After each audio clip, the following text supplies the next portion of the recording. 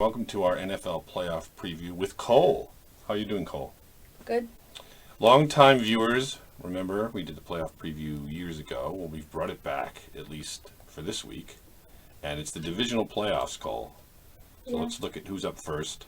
Chiefs and Patriots, Saturday night, 4:30. What do you think of this game?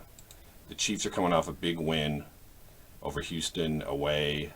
But the Patriots are the Patriots. That was a very impressive win by the Chiefs last week against the Texans, but I don't think that the Texans had much to show off. So the Chiefs have been an impressive team the past few weeks, and they have some really good assets, but I don't think they're strong enough to beat the Patriots. And what about and Tom Brady hasn't had the tools this year that he usually has, or has he? And he's still also coming off the Deflategate allegations. What are the Patriots missing that they used to have? Well, they don't have Julian Edelman this season. Their defense is a little bit less of a weapon. They lost the loss of Darrelle Revis, and I think that this year they are not as much as a threat as last year, and I don't think that they will be able to go all the way, but right now in this divisional stage, they will definitely be able to beat the Chiefs. And at home, too. The home field advantage is big there. So let's go on to the next one. Of course, we have a little bit of a personal favorite in the Packers. Take on the Cardinals. Packers had a good, strong showing last week against Washington, but it was Washington. And the Cardinals have really been an impressive team out west, haven't gotten a lot of attention. But can the Packers take advantage, or are the Cardinals going to keep going?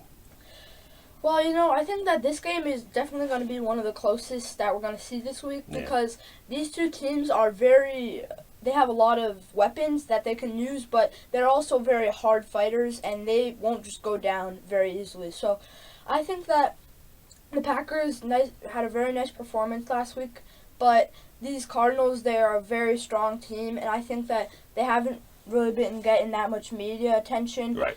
And they have, even with they don't have that many the best quarterback or the best wide receiver, but they work together. Their defense is very, very strong, and I think that I'm sorry to say, but I think that they're going to pull out a win this weekend. I wouldn't be surprised. We like to see the Packers do well, but you're right. And Carson Palmer has had a nice resurgence, and home field does it again out there. Even though it's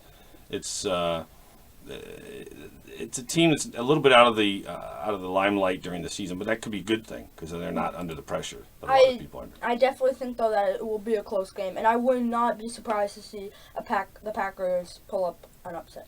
Right, it'll be interesting. Now we go to Sunday's first game: Seahawks at the Panthers. We all know what the Panthers have done. 15 wins.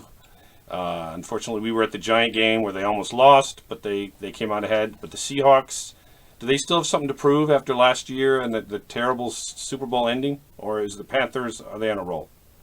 I think that this is gonna be another very close game this week because, the Seattle Seahawks are a very good team, one of the top in the league, but. Last week it was a pretty upsetting performance to see. They won, but barely, just because one of those Minnesota mistakes. And I really think that if they're gonna pull out a win this week, which is possible, they have to have their key players show up. Last week they weren't able to get any touchdowns, and Russell Wilson was not really there. It was very disappointing. But it was also cold weather. But they still came out ahead. But you're right. It was if not for a bad missed field goal by Minnesota with what was about 20 yards, they would have lost. But you're right. They did.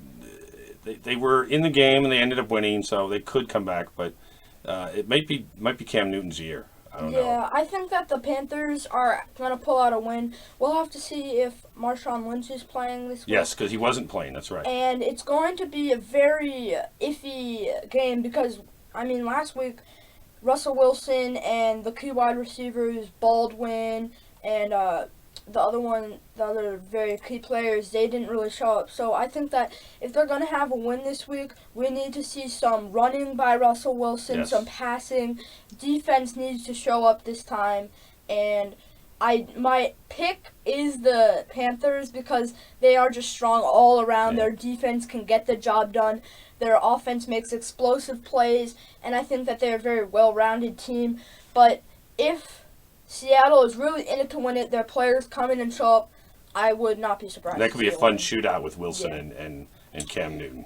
And then the last one, this could be the battle of the injured stars. Ben Roethlisberger was hurt in last week's game, and you have Osweiler is probably going to start for the Broncos. It's Steelers at Broncos on Sunday late afternoon. But Peyton Manning could come in. I don't know how you gauge this one because it's sort of a mixed bag at quarterback for both teams, no? Well, I think that this 4:40 matchup on Sunday is definitely going to be a close one. Probably one of the most interesting out of the weekend.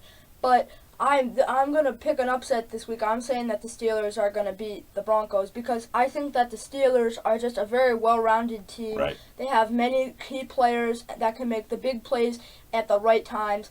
And that was like a very impressive win last week over the Bengals. When they had to show up, they were there, and they made a great... And that was a crazy game. Yeah, that was. With the ending, with all the bad, the penalties and everything. But yes, they did come through. And would you start Osweiler or would you start Peyton Manning?